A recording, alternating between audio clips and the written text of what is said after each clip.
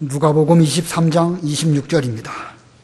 누가복음 23장 26절.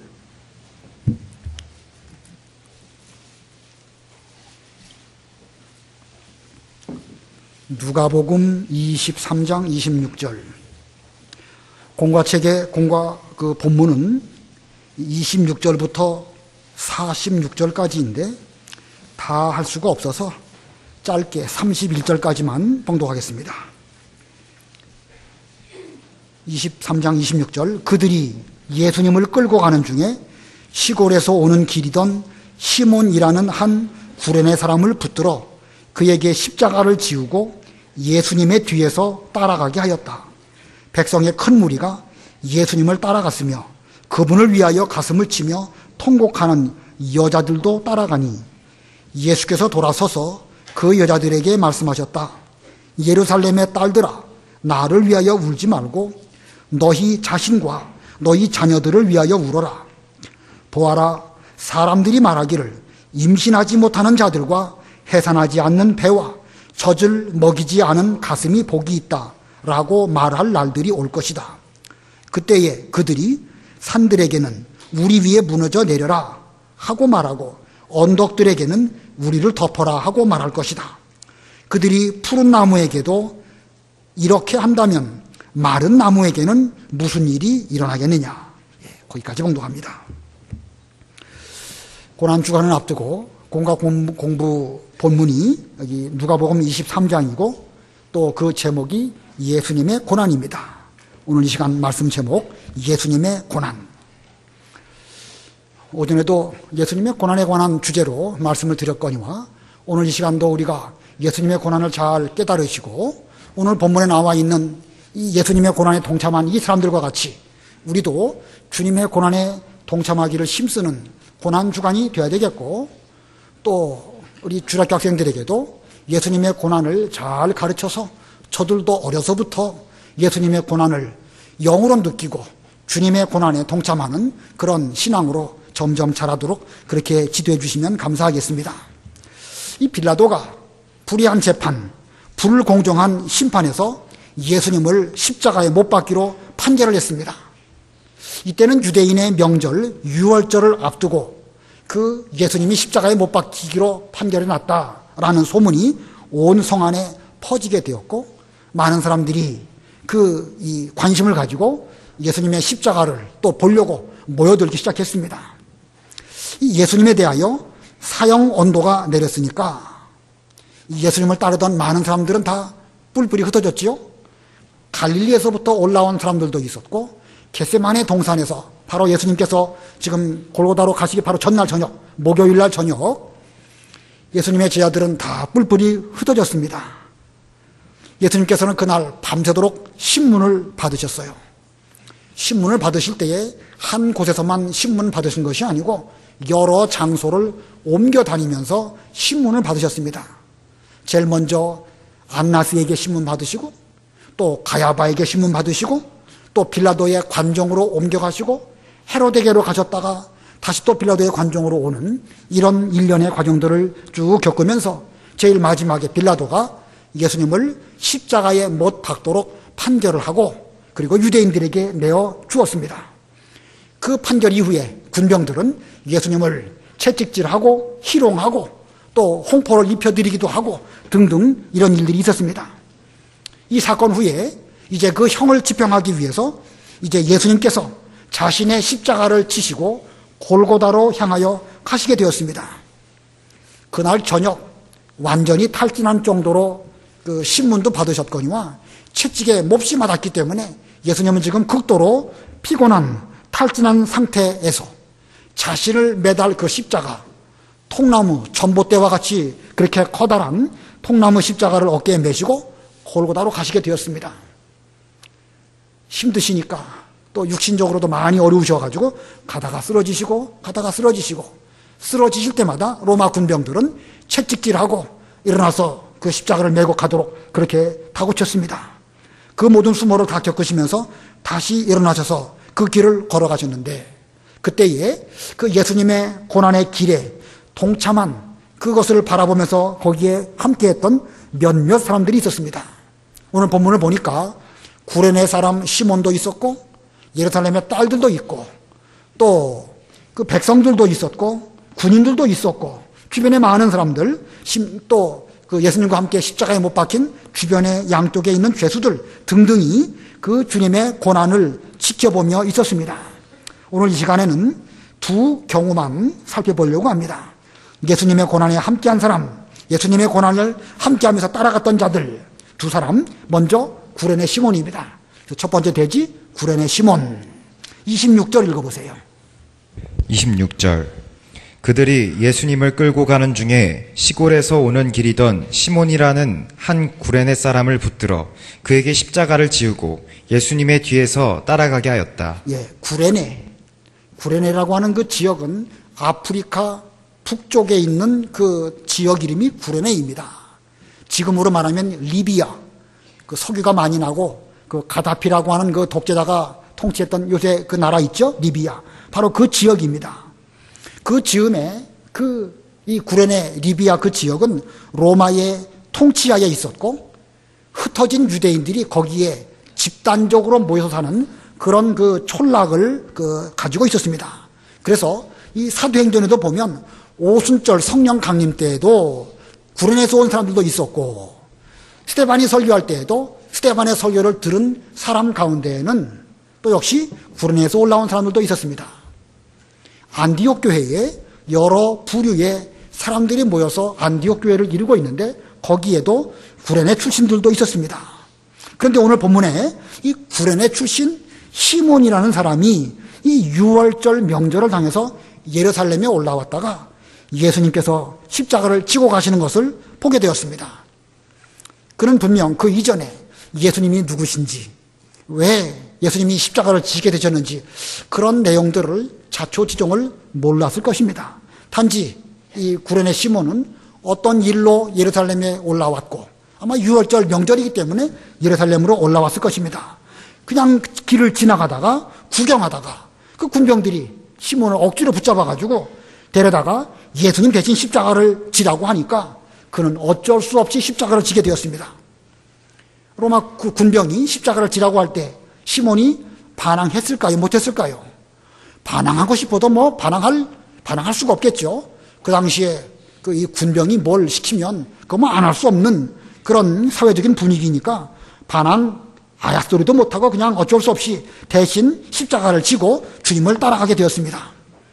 우리 시몬의 입장에서 예수님의 십자가를 지고 골고다까지 갔다. 잘된 일일까요? 잘 안 된 일일까요? 믿지 않은 사람들 입장에서 말한다고 하면 뭐 이렇게 말하는 것은 올바른 표현은 아닙니다. 이렇게 하라는 말씀은 아니에요. 그러나 믿지 않는 사람이라고 하면 이거 뭐 재수가 없으려니까 예루살렘에 올라와가지고 명절 참 멋있게 보내려고 했더니 내가 왜 아무 관계도 없는 저 사람의 십자가를 지고 이렇게 힘들게 골고다까지 가야 되느냐. 분명 그런 생각 하였을 것입니다. 일반적으로 그렇게 생각 안 할 수가 없겠죠. 아무튼 이 시몬은 억지로 강제로 이 십자가를 지게 되었고 본의 아니게 골고다까지 가게 되었습니다. 만일 그가 십자가를 지는 일이 없었다고 하면 잠깐 구경하다가 자기 길을 가든지 뭐 명절을 하루 앞두고 있으니까 즐거운 기분으로 명절 분위기에 들뜨게 되었겠지만 그 십자가를 억지로 지게 되었고 그래서 골고다까지 따라가지 않을 수가 없었습니다. 자, 억지로 십자가를 졌기 때문에 갈 수밖에 없었는데 그는 거기에서 예수님께서 십자가에 못 박히시는 그 장면을 누구보다 가까이에서 생생하게 보게 되었습니다.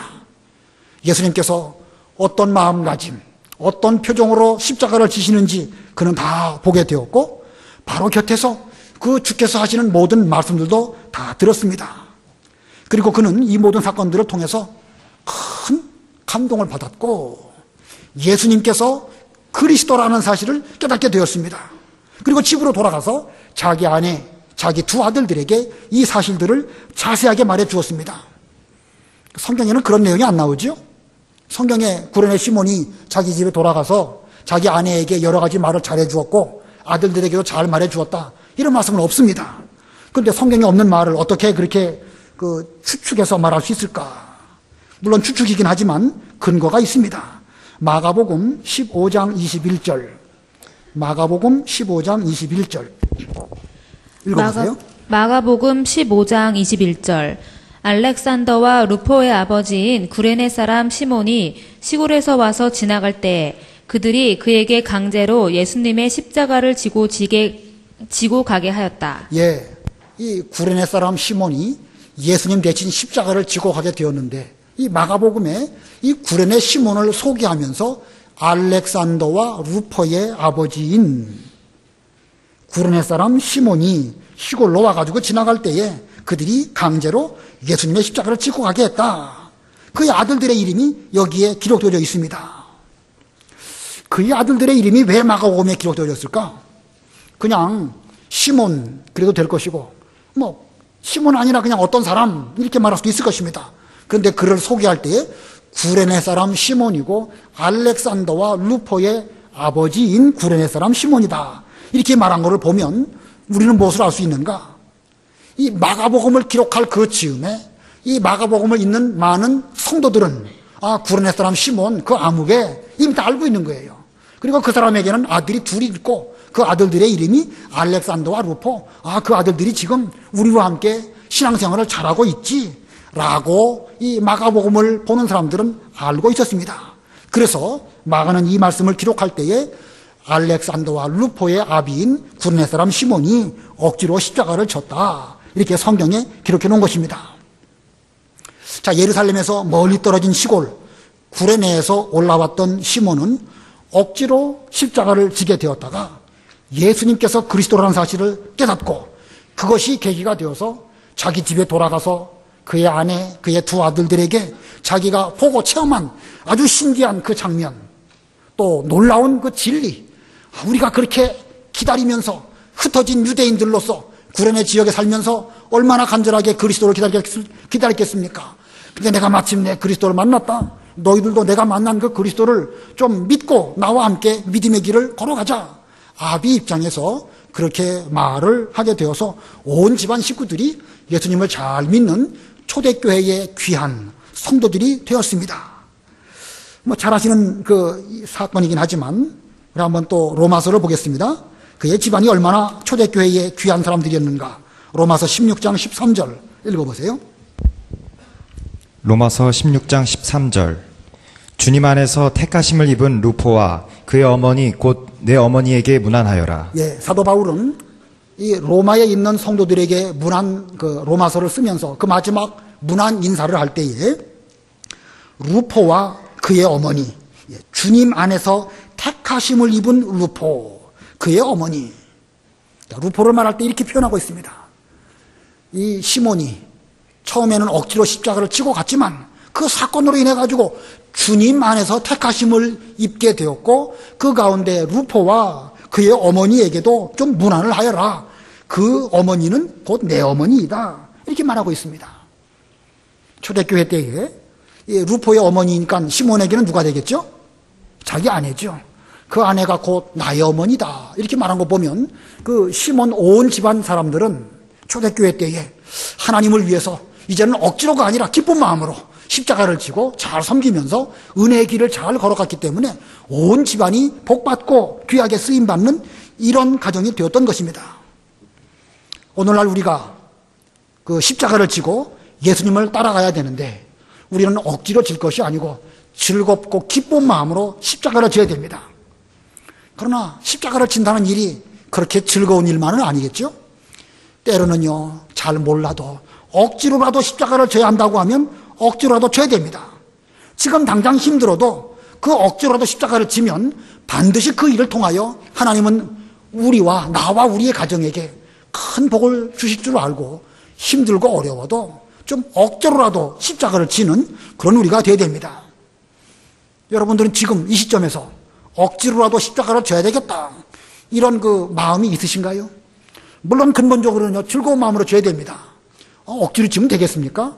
주님은 우리를 위해서 자원해서 이렇게 십자가를 지셨는데 우리도 할 수 있으면 자원하고 기쁜 마음으로 져야 되겠죠. 그러나 어쩔 수 없는 어떤 상황 가운데 우리가 부족하고 잘 모른다고 할 때에는 억지로라도 져야 되겠는데, 지금 여러분의 마음가짐 속에 억지로라도 십자가를 질 그런 마음 준비가 되어 계시냐 안 계시냐, 어떠십니까? 여러분에게 기회가 왔어요. 어떤 기회가 왔는가? 예수님이 지금 십자가를 지고 내 앞으로 지나가시게 되었습니다. 그걸 여러분 보고 억지로 좀 져라 라고 말씀한다고 하면 지시겠습니까? 안 지시겠습니까? 여기 앉을 사람은 아무도 없어요. 그죠? 그러나 문제는 뭐냐면 우리가 이 진리의 은혜의 세계 안에 제대로 살지 못하니까 예수님이신지 아니신지 내가 이거를 줘야 되는 것인지 말아야 되는 것인지 이걸 모르는 가운데 있거든요. 현실적으로 우리는 모든 면에서 어둡습니다. 그러나 그럴지라도 억지로라도 해야 될 일이 있다고 하면 그걸 해야 그 사람은 이 시몬과 같은 믿음의 길을 걸어가는 것입니다. 주일학교 교사하는 거 이거 여간 어려운 게 아닙니다. 아침 몇 시까지 와야 돼요? 주일날? 주일학교 교사하려면 아침 몇 시까지 와야 됩니까? 9시까지 와야 됩니다. 서울 시내에 그저 교회 오려면 적어도 1시간 이상씩은 다 걸리시는데 1시간 이상 먼저 출발해서 교회 오는 거 어렵습니다. 끝나고 나면 또 주일학교 학생들 돌보고 이거 뭐 할 수 있으면 안 했으면 하는 생각도 들지만 억지로라도 해야 됩니다. 구역장 하는 거, 주방에 봉사하는 거, 차량 봉사하는 일, 교회 여기저기 여러 가지 일들이 우리를 기다리고 있는데 이건 뭐 눈에 잘 보이지도 않고 그러다 보면 어떤 경우는 뭐 어떤 그 전도의 별로 뭘 하든지 혹은 목사나 혹은 장로님들이 이 일도 좀 해주십시오 부탁하는 경우가 있습니다. 그때 해야 됩니까? 하지 말아야 됩니까? 억지로라도 해야 됩니까? 하지 말아야 됩니까? 당연히 해야 되죠.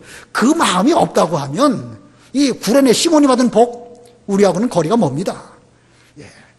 어떤 경우는요 즐거운 마음으로 해야 되지만 그렇지 아니한 경우라 할지라도 좀 억지로라도 강제로라도 하는 것이 그게 올바른 일입니다. 성경을 쭉 보면은요 이스라엘 백성들이 구약시대에 고난당한 거 그거 어느 면에서 보면 억지로 한 것들이 많습니다. 이스라엘 백성들이 출애굽을 했다. 출애굽해갖고 광야로 지나가게 되었는데 그들이 그 일 처음부터 우리는 그 광야로 지나가겠습니다. 그렇게 한 게 아니에요. 호세아 1장에 보면 하나님께서 개역성경에 계유하여서 이 광야로 인도하셨다. 계유라는 게 무슨 뜻입니까? 가기 싫은 거를 살살 이렇게 뭐 꼬드겼다는 표현이 좀 그렇긴 하지만 하나님께서는 이스라엘 백성들을 잘 말씀하셔가지고 가라. 너희들 내내 오랫동안 여기서 종살이 하지 않았느냐? 가도록 그렇게 하셨습니다. 만약에 이스라엘 백성들이 그 길이 그 광야 길이었다고 하면 그들은 안 갔을 것입니다. 그러나 하나님께서 가게 하시니까 억지로 마지못해서 가게 되었고 광야길 40년도 그들은 마지못해서 가게 되었고 그렇게 해서 마침내 가나안 땅 갔습니다. 바벨론 포로 잡혀갈 때에 하나님의 종 예레미야가 수없이 말했습니다. 하나님의 멍에를 잘 매라. 나무 멍에를 잘 매야 쇠멍에 오지 않는다. 바벨론에 포로 잡혀가는 거 그거 하나님의 뜻이고 너희들이 마땅히 가야 될 것이다. 그거 기쁜 일입니까? 슬픈 일입니까? 바벨론 멍에가 뭐가 좋습니까? 그러나 하나님께서는 하나님의 종을 통해서 잘 권면하실 때에 그들은 쉽지 않은 고난의 길이지만 조금은 좀 억지로라도 그 멍에를 메고 잘 가니까 그들은 이 바벨론에 가가지고 올바른 정통신앙을 잘 70년 동안 유지하다가 70년 만에 다시 가나안 땅 돌아와서 옛 신앙을 회복하는 그런 길을 걸어갔던 것입니다. 오늘날 예수님 하나님께서 우리들에게도 이런 십자가를 매게 하십니다.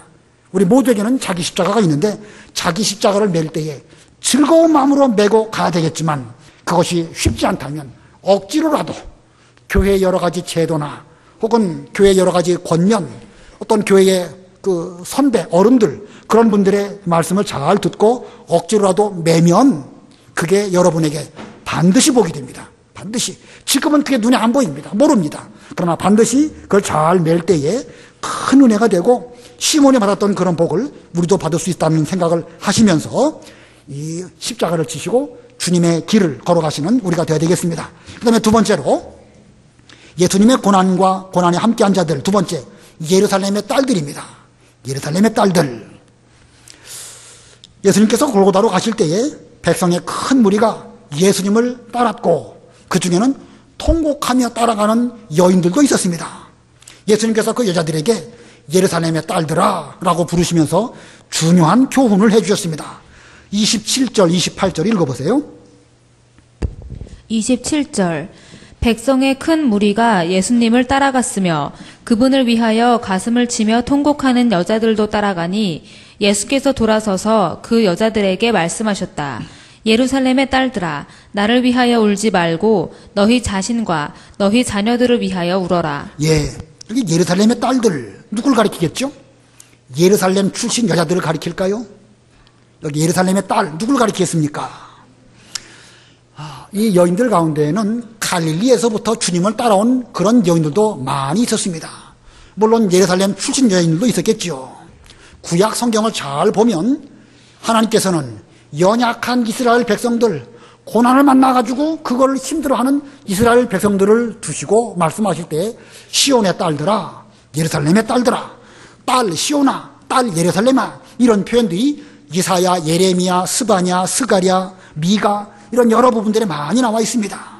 그러므로 이 예루살렘의 딸이라는 말씀은 하나님께서 사랑하시는 성도, 고난 가운데 있지만 믿음을 지키려고 하지만 믿음 지키기가 어려워서 고통 가운데 있는 그런 성도들을 두고 예루살렘의 딸이라는 표현을 쓴 것입니다.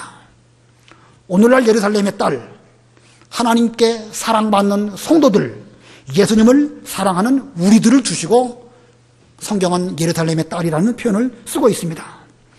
자, 지금 예수님께서는 이제 골고다로 향하여 가시는데 극도로 힘든 속에서도 이 예루살렘의 딸들의 신앙을 염려하시면서 중요한 교훈을 말씀하십니다. 당신은 지금 십자가를 지고 가시고 채찍 맞아가지고 몹시 힘드신데 그런 속에서도 예루살렘의 딸들의 믿음을 위해서 교훈하시는 것을 잊지 아니하시고 말씀하십니다. 예수님께서 예루살렘의 딸들에게 주신 교훈 두 가지입니다. 두 가지. 그 중에 첫 번째, 너와 내 자녀를 위하여 울라. 나를 위하여 울지 말고 너와 내 자녀를 위하여 울라. 우리 예수님은 십자가를 치시려고 이 세상에 찾아오셨습니다. 그러므로 오히려 예수님의 십자가를 보면 우리는 감사하고 고마워하고 기뻐해야 됩니다. 예수님의 십자가로 말미암아 내 모든 죄가 다 사하여집니다. 이래야 되는데, 그러나 그런 하나님의 구속의 원리를 잘 알지 못하는 사람들은 우리 주님께서 당하시는 육신적인 고통, 육신적인 십자가, 그거를 생각하면서 슬퍼합니다. 예, 우리도 예수님의 십자가를 육신적 고통으로 알고 슬퍼하는 거, 그 인지상정이고 당연히 그래야 되겠죠. 그러나 단지 육신적인 슬픔에만 머문다고 하면 그것은 우리의 신앙, 영적 어떤 그 관계 속에서 예수님과 우리 사이에는 아무 의미가 없습니다. 2000년 전 어떤 위대하시고 훌륭하신 분이 십자가를 지셨다. 그건 하나의 인간 역사에 있는 어떤 사건일 뿐이지 그게 영적으로 나와 무슨 상관입니까?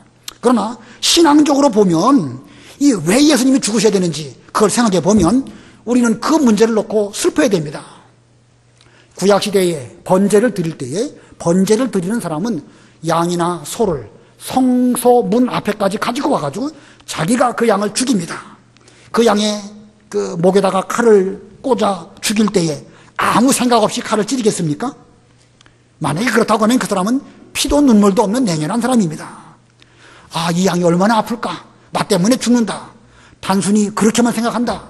뭐 동물 보호가라고 하면 그럴 수 있겠죠. 거기까지만 가면 안 됩니다. 이 양이 지금 왜 죽습니까? 내 죄 때문에 죽는 것입니다. 그러므로 예수님께서 십자가를 지신 걸 볼 때에 무엇을 생각해야 되겠죠? 나와 내 자녀들의 죄 때문에 우리 예수님께서 십자가를 지시는구나. 내 죄가 이렇게 무서운 것이구나. 이렇게 생각을 하고 그 앞으로는 절대로 죄 짓지 않도록 회개하는 그런 마음가짐을 먹어야 이게 정상인 것입니다.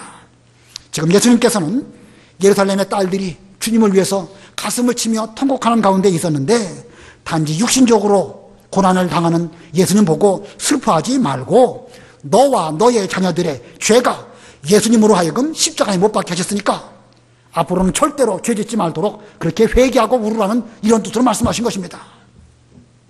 그러므로 예수님의 십자가 단순히 육신적인 고통이 아닙니다.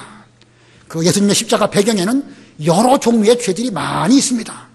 대제사장들의 시기, 빌라도의 정치적인 계산에 의한 야욕, 그리고 백성들의 무지, 선동, 그런 가운데에서 또 너와 내 자녀들의 죄, 이런 것들이 숨겨져 있는 것입니다. 그러므로 우리는 그러한 죄를 발견하고 그 죄를 놓고 슬퍼하고 울어야 정상적인 신앙이라고 할 수가 있습니다. 이제 우리가 고난주간을 당하여서 우리와 우리 자녀들의 죄가 예수님의 그 십자가와 함께 못 박아서 다시는 우리가 죄 가운데 있지 말고 다시는 예수님을 십자가에 못 박는 그런 죄를 짓지 말아야 되겠다. 철저하게 그렇게 회개하고 올바로 가슴을 치며 회개하는 이런 우리가 되어야 됩니다. 그런 가운데에서 우리 가운데 대제사장의 시기 같은 그런 시기, 빌라도의 정치적인 야욕 같은 그런 욕심, 그런 것들이 우리에게 작용하지 않도록 우리는 다 그런 것들을 떨쳐버려야 될 것입니다. 아무것도 모르고 대제사장들이 선동하는 대로 선동당했던 무지에서 깨어나서 우리는 예수님의 십자가의 의미가 무엇인지를 제대로 발견하는 그런 우리가 되어야 되겠습니다. 두 번째 소지는요, 예루살렘의 딸들에게 주신 예수님의 교훈의 두 번째는 앞으로 너희에게 닥칠 환난을 준비하라는 것입니다. 앞으로 너희에게 닥칠 환난. 지금 예수님이 환난을 당하시는 가운데 계시지만 너희들도 앞으로 환난을 받게 될 터인데 앞으로 닥칠 환난을 잘 준비하라. 이 예수님의 십자가는 우리를 대표해서 먼저 예수님께서 본으로 당하신 것입니다. 지금은 예수님이시지만 앞으로 이제 너희들도 환난을 받게 될 것이다. 역사적으로 보면 예수님께서 십자가를 지신 이 시점부터 한 40년쯤 지나서 추후 70년에 예루살렘이 완전히 함락당하고 더 이상 이스라엘이라는 나라는 역사상 존재하지 않는 이런 상황 가운데 들어갈 것입니다. 종말론적으로 본다고 하면 앞으로 대환란이 있으면 더 이상 믿음 지키기가 어려운 그런 때가 반드시 올 것이니까 그때를 잘 준비하도록 하여라. 이게 주님의 교훈입니다. 29절 30절 읽어보세요. 29절 보아라, 사람들이 말하기를 임신하지 못하는 자들과 해산하지 않는 배와 젖을 먹이지 않은 가슴이 복이 있다 라고 말할 날들이 올 것이다. 그때에 그들이 산들에게는 우리 위에 무너져 내려라 하고 말하고 언덕들에게는 우리를 덮어라 하고 말할 것이다. 예, 그때의 환란이 얼마나 극심한지 사람들은 말하기를 차라리 자녀가 없이 젖먹이가 없고 또 잉태하지 못한 그런 사람은 참 좋겠다. 아, 우리는 어떻게 해서 이 자녀들이 있어가지고 자녀들이 믿음 지키지 못하고 환난 가운데 고난당한 것을 볼 때에 그 부모의 심정이 어떻겠습니까? 그러면서 젖먹이지 못한 젖, 자녀를 낳지 못한 그런 배 차라리 낫다. 그렇게 하면서 그들은 또 말하기를 산과 언덕이 무너져서 차라리 내 위에 덮쳐서 이 무서운 환난 겪지 않으면 좋겠다. 이렇게 말할 것이라는 것입니다. 자, 그러므로 그런 일이 있을 환난을 생각해 볼 때 우리는 어떻게 해야 되겠죠? 앞으로 그런 환난이 반드시 있을 것입니다. 역사적으로 있었고 우리들에게도 반드시 있는데 어떻게 해야 되겠죠? 뭘 준비해야 되겠습니까? 환난을 위해서 우리는 지금 믿음을 준비하고 또 기름을 잘 준비하는 그런 우리가 되어야 됩니다. 본문 31절 우리 다 같이 합독하겠습니다. 31절 시작. 그들이 푸른 나무에게도 이렇게 한다면 마른 나무에게는 무슨 일이 일어나겠느냐. 핍박을 하는 그 사람들이 푸른 나무에게도 이렇게까지 해서 힘들고 어렵게 한다고 하면 마른 나무라고 하면 앞으로 환난 때에 어떻게 되겠느냐. 이 푸른 나무는 무엇이고 마른 나무는 무엇일까? 푸른 나무, 생명력 있는 나무가 푸른 나무죠. 열매를 잘 맺는 나무입니다. 이 푸른 나무는 본문 가운데에서 먼저는 예수님을 상징하고 믿음이 좋은 성도를 상징하는 표현입니다. 거기에 비해서 마른 나무는 뭐겠습니까? 믿음이 없는 그 당시에 이스라엘 백성들 가리키는 것이고 오늘날로 말하면 믿음이 부족한 우리들을 추구하시는 말씀일 수 있습니다. 십자가 고난이 왔을 때에 푸른 나무처럼 생명력 있는 예수님도 이처럼 많은 고난을 겪으시고 힘들어 하셨습니다. 물론 예수님이 힘들어 가지고 괴로워하시거나 그건 아니에요. 그러나 아무튼 예수님도 우리와 똑같이 큰 고난을 겪으셨습니다. 앞으로 말세 환난 때에 믿음이 좋은 성도들도 이 환난을 제대로 이기기가 쉽지 않아 가지고 하나님께 탄원하면서 간절히 부르짖는 이런 그 때가 올 터인데 그때에 마른 나무 같은 사람은 어떻게 될 것이냐.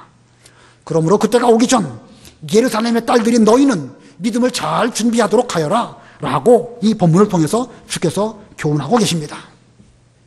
자, 현재 저와 여러분은 푸른 나무일까요? 마른 나무일까요? 푸른 나무이면 좋겠지만 이건 나는 푸른 나무입니다. 생명력 있습니다. 주님께서 다 받으신 고난을 저도 잘 받음으로 아름답고 은혜로운 고난에 참여하기를 원합니다. 누구나 다 그렇게 되기를 원하지만 자신은 없습니다. 우리가 이 고난주간 부활절 앞두고 우리는 우리에게 생명력 있는 믿음이 없음을 두고 심각하게 기도하고 심각하게 주 앞에 간절히 매달려야 됩니다. 지금은 괜찮은 것처럼, 지금은 믿음이 있는 것처럼 보여도 실제로 환란이 우리에게 닥친다고 하면 그 환란 앞에 끝까지 믿음을 잘 지킬 사람 쉽지 않습니다. 기름 준비를 잘했던 슬기로운 다섯 처녀도 그 신랑이 터디오기 때문에 그들마저도 다 졸고 자는 이런 때가 오는 것처럼 환란을 자신 있게 이길 만한 사람은 세상에 아무도 없습니다.